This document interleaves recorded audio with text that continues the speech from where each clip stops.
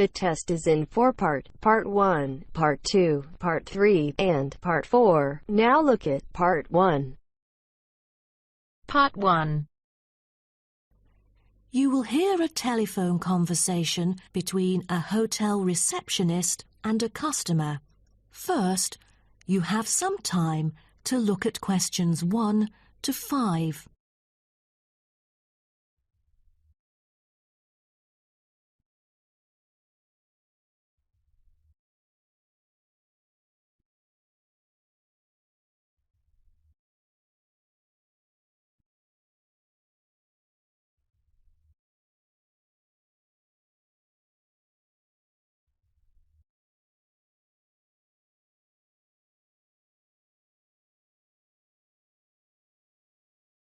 You should answer the questions as you listen, because you will not hear the recording a second time. Listen carefully and answer questions 1 to 5. Good morning, Sunset Hotel. How may I help you? Good morning. I just saw an advert in the paper about your hotel. Where exactly is it located? We are situated on Sunset Avenue, north of the beach, close to many scenic spots. It is an ideal choice for travellers interested in sightseeing. That's great. Is there a vacant 4-bed room? We'll be travelling with our 2 sons, aged 9 and 11, so it's best that we are able to stay in one room. Let me check. Just a moment. We only have a few 4-bed rooms, and I'm afraid they are fully booked at the moment. The earliest time available is August, but there might be some left in July if a previous customer cancels the reservation. Oh, that'll do. How much would the room cost me? It's €77.50 during peak time, but the price would be much lower during off-peak season. Only €50. So, if I book a room right now, is there any discount? Yes, we do offer a 30% discount for any reservation made 1 month ahead of schedule. It is a very reasonable price. That does sound tempting. Does the price include anything? The price includes 2 breakfast vouchers per room per day. You can use them at 2 different restaurants in our hotel. There's also a 20-minute spa trial available, but you have to book it beforehand at the concierge or directly at the spa centre. I'm wondering if there is a hairdryer in the room. It takes ages to dry my hair without one. Do I have to bring one? No, there is absolutely no need to bring that, for each room is equipped with a hairdryer. But I have to inform you that towels are not provided. You'll have to bring your own, or hire some at the front desk. Oh, I see. Before you hear the rest of the conversation, you have some time to look at questions 6 to 10.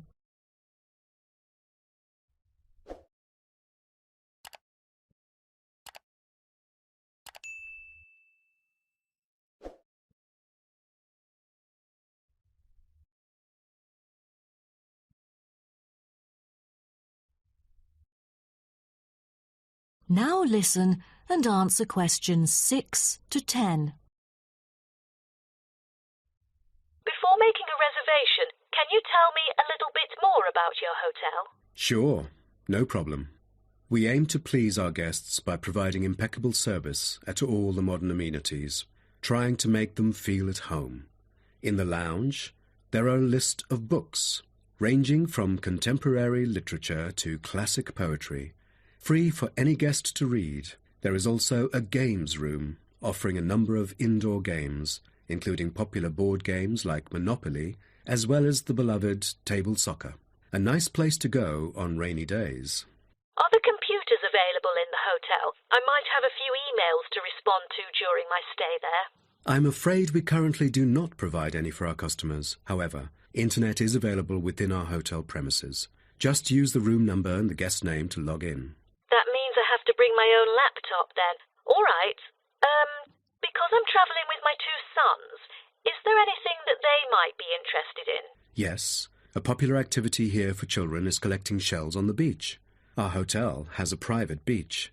When there are very few visitors, you can take a stroll down the beach with your children and enjoy some quality family time, undisturbed. That sounds nice, but you see, my boys really love adventure. Is there something more exciting for them to participate in? We do have bicycles ready for hire. You can cycle with the boys along the bush track by the hotel, which is an ideal place to explore the wonders of nature. But because there is only a limited number of bicycles, we apply a first-come, first-served rule. Got it. I think my boys would love it. How can I arrange the payment then? Can I pay by credit card? Of course, we take credit cards. Thank you. You've been a great help.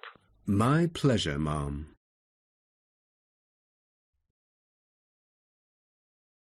That is the end of part 1. You now have half a minute to check your answers.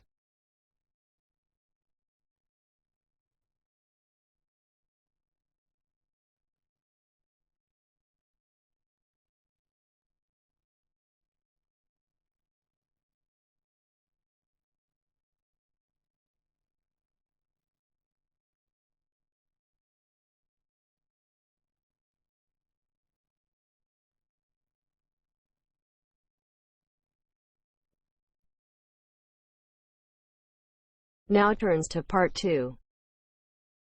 Part 2. You will hear Jim and Jane, 2 students, talking about their professor's lecture. First, you have some time to look at questions 11 to 15.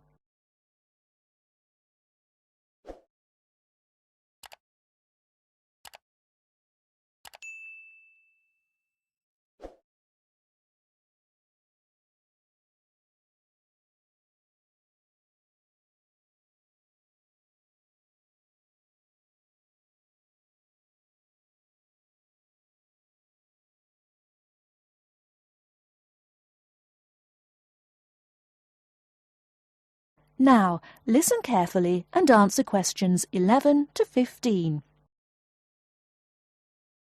Jane, what did you think of Professor Morgan's lecture? I don't know about you, but I find it incredibly difficult to believe that light influences the environment as much as he says. I've never seen any journal articles, websites or anything that verifies his arguments. It's stupid. On the contrary, I've seen a great deal of research supporting his argument from a wide range of renowned scientists. Have you looked at the recommended textbook listed on the course outline given to us at the beginning of the semester? All the information is in there. Perhaps you've just been looking in the wrong places. I never look at the course outlines. I have so many loose sheets of paper I tend to lose anything I'm given by the end of the day. What's the textbook they recommend? And where can I get it from? I should probably go buy it soon. I'm already behind in the course. Yeah, you definitely should buy it. And our grades are more important this year. It's called The Influence of Light on the Environment. You should be able to find it in the bookshop on campus. If not, they'll order it within 2 weeks. In the meantime, you should read up on Ken Simpson's work. He argues that in order to protect natural habitats, governments should endeavour to turn off lights in cities at night. Well, that's controversial. I doubt any government would be willing to do that any time soon. I imagine roads would become quite dangerous without street lighting. For this issue, Dave Kepler suggests they could just replace the existing lights with more environmentally friendly bulbs. They could even install solar-powered lights. That way, roads will be more eco-friendly while maintaining safety. Although I guess they wouldn't be particularly effective in colder countries, especially during the winter. That's quite a good idea, actually. The price of solar power is supposed to be on par with electricity within the next few decades, and it was on the news this morning. I've also heard that, according to Sharon Gray, in countries with more sunlight, insect-eating animals tend to be smaller in size. Since there are fewer insects, and the remaining insects produced a smaller number of eggs. Yeah, I think I read somewhere that sunlight also has a negative effect on the quality of water, but I'm not sure I believe it. In many hot countries, particularly developing countries, There is a lot of water pollution caused by factories rather than sunlight.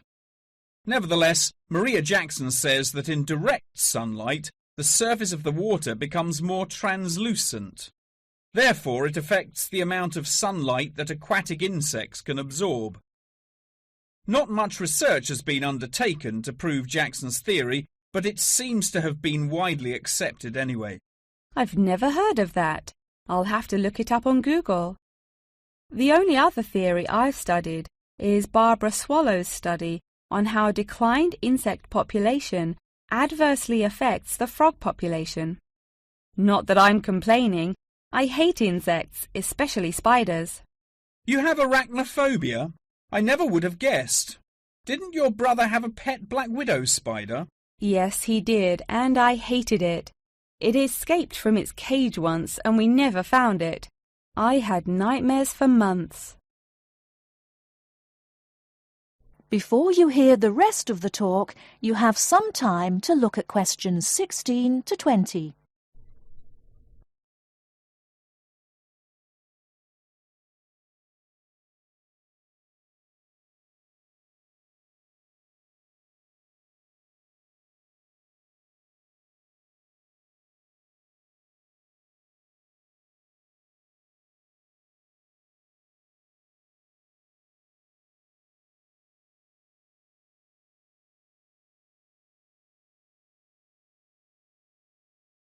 Now listen and answer questions 16 to 20.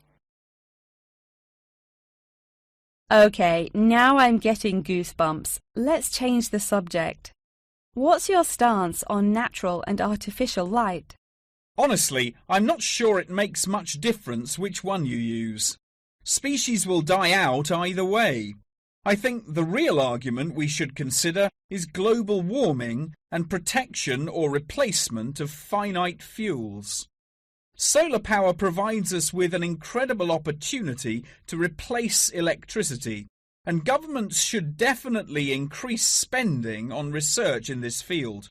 The theories discussed in our lectures, like Simpson's and Gray's, are so vague and lack proof, so I don't understand why we even study them.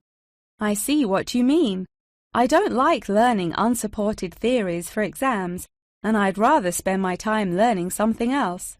For example, I'd be much more interested in studying the animals in safari parks than researching migratory birds, particularly the effect of tourists on the quality of life of animals. As we know, every year thousands of visitors will drive in their own vehicles or ride in vehicles provided by the facility to observe freely roaming animals. Yeah, that would be really interesting. Especially those animals living in more tropical countries like Borneo. Following on from that, I want to study how bringing animals over from foreign countries to put in our zoos affects their life expectancy. For example, do you remember when China sent pandas to Edinburgh Zoo? Apparently, one of the pandas became depressed, but it was never explained why. To me, obviously, you can't take an animal out of its natural habitat and put it in a cage on the other side of the world. It just doesn't work. That is the end of part 2. You now have half a minute to check your answers.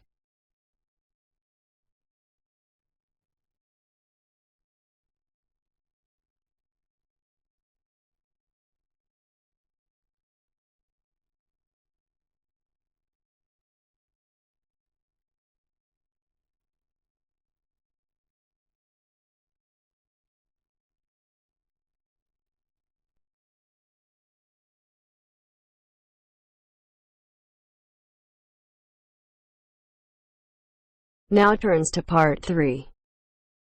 Part 3. You're going to hear a presentation about the Student Union given during University Orientation Week. First, you have some time to look at questions 21 to 25.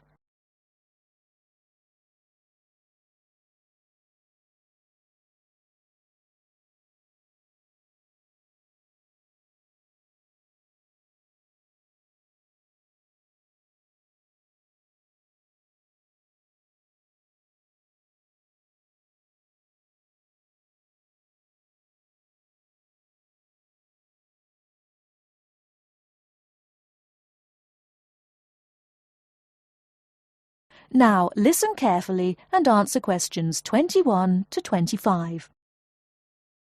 So, the student union here is really the heart of campus life. There are many different services, and most of the student groups and organizations meet at this facility. As a student at the university, you have full access to all that we offer. I guess I will talk about the dining facilities first. We have 8 venues from which students can choose to have their meals. 2 of these are franchise outlets that offer normal fast food fare, such as fish and chips, hamburgers, and soda.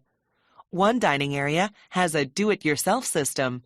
Specializing in food for the vegetarian and vegan members of the campus community, there is a wide selection of vegetables, fruits, and grains. At the end of the buffet are several cooking stations available for students to create their own meals. The student union has a wide variety of entertainment options as well. Those over the minimum age can drink at one of the 3 bars. During the school year, they regularly offer live music, musical groups from both the local scene and occasionally even very famous people have performed there. All the bars serve domestic and imported beers, wine, and hard liquor. A cinema theater with 750 seats is available for screening films. The Movie Appreciation Group also screens many types of films, even foreign and classic movies. Also, the theater is where guest speakers hold lectures. These speakers are sometimes professors from other universities or other notable people. Before you hear the rest of the talk, you have some time to look at questions 26 to 30.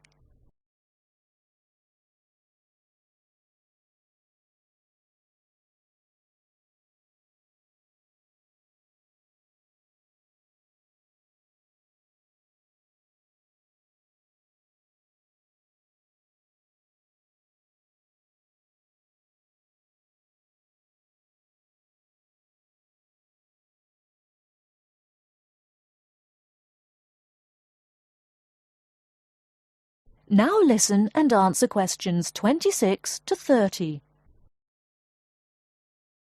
Now I want to explain how to go about reserving a space in the student union for your event. We have several different types of rooms, ranging from small gathering areas to large lecture halls. Students can also show a movie or documentary at the cinema theater. Any student organization that wants to hold an event or meeting must submit a form available at the information desk in the main hall.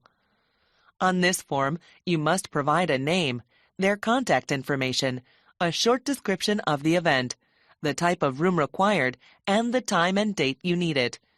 Any organization sponsoring the event or meeting must also be listed, along with the budget. This budget has to include items bought for the event and any people who are hired. There is also a section for any sort of multimedia resources you need. Write down anything you might need, such as speakers, projectors, screens, microphones, podiums, or even computers. We will contact the Media Resources Center to make sure all the necessary equipment is there at the right time. We are always looking for ways to improve the student union. If there is any part of the building that needs service, please inform the person at the information desk. There is also a suggestion box at the desk where you can fill out a card and give us more ideas for improvements. We have about 1,500 people working here for the community, and we're open to anything that can make your university life more enjoyable and productive. That is the end of part 3. You now have half a minute to check your answers.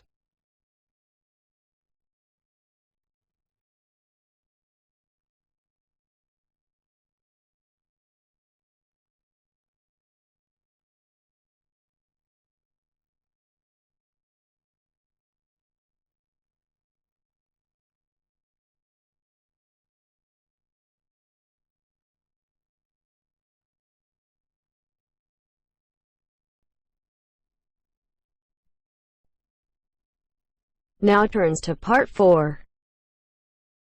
Part 4. You will hear a conversation about astronomy. First, you have some time to look at questions 31 to 40.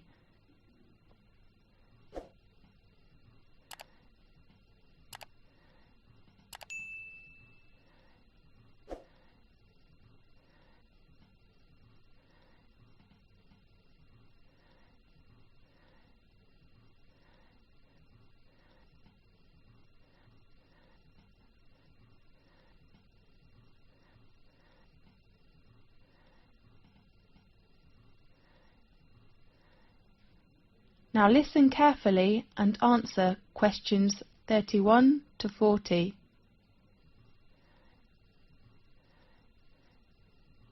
This is Magic Time from the BBC.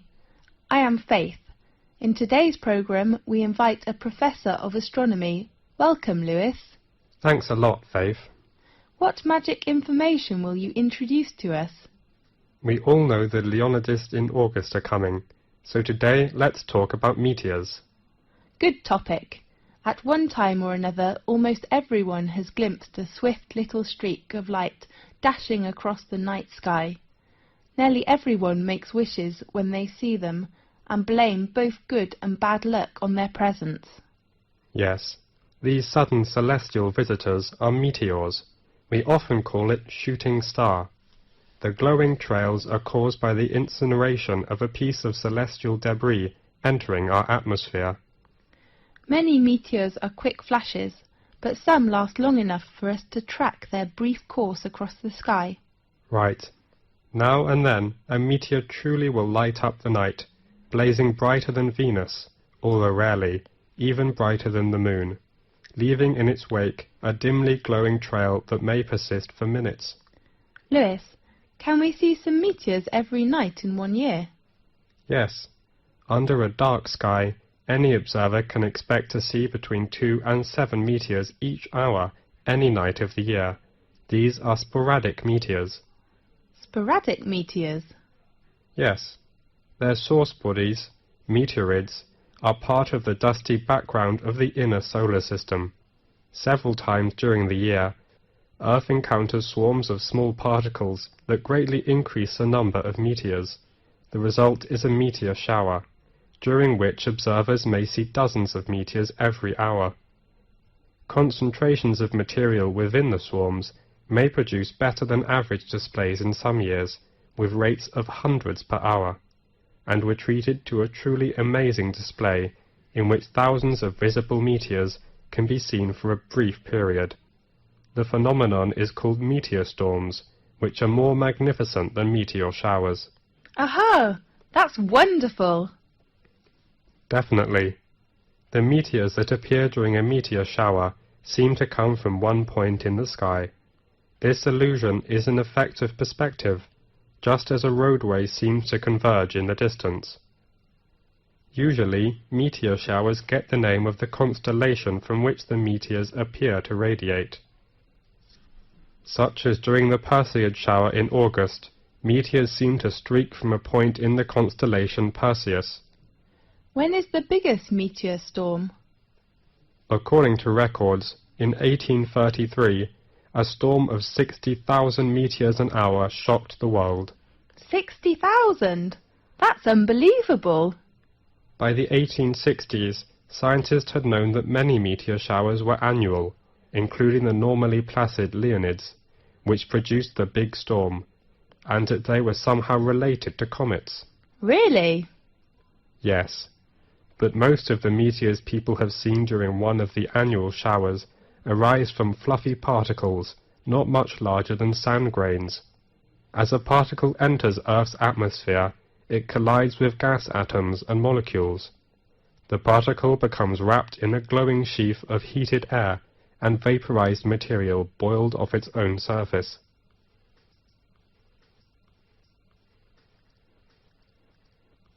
Whether meteor is very near to us when it appears? No, in fact, it is an illusion.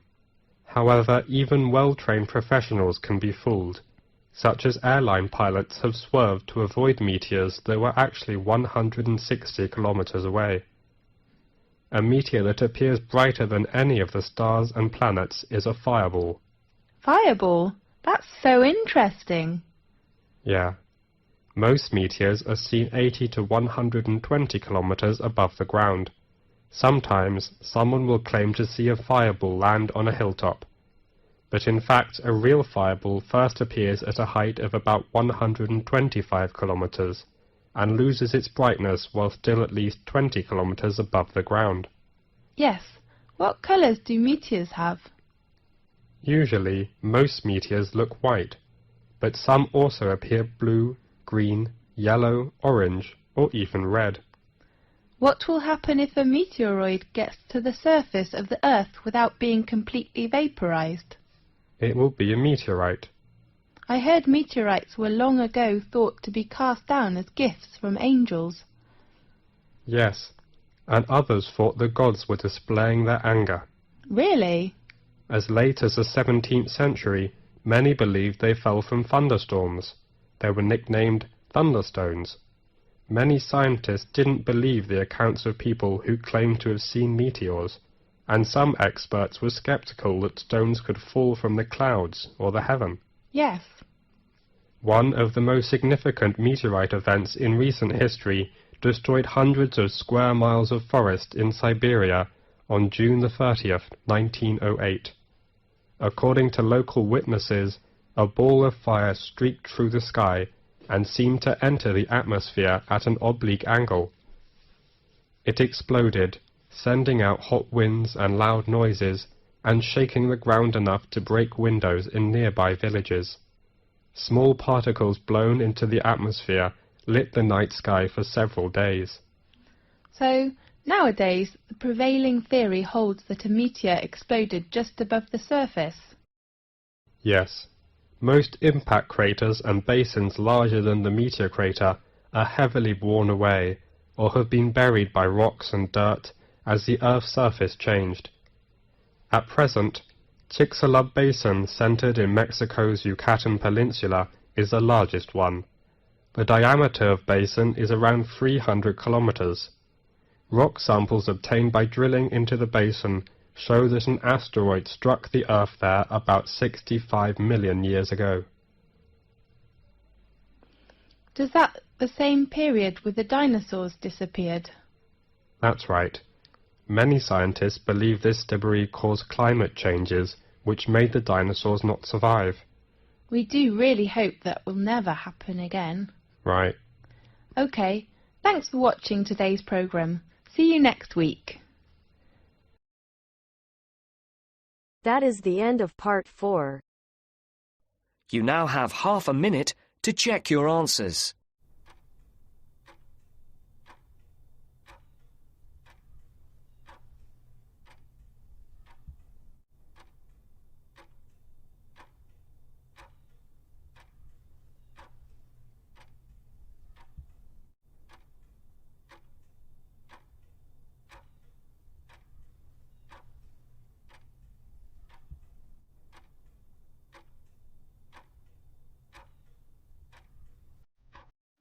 That is the end of the listening test.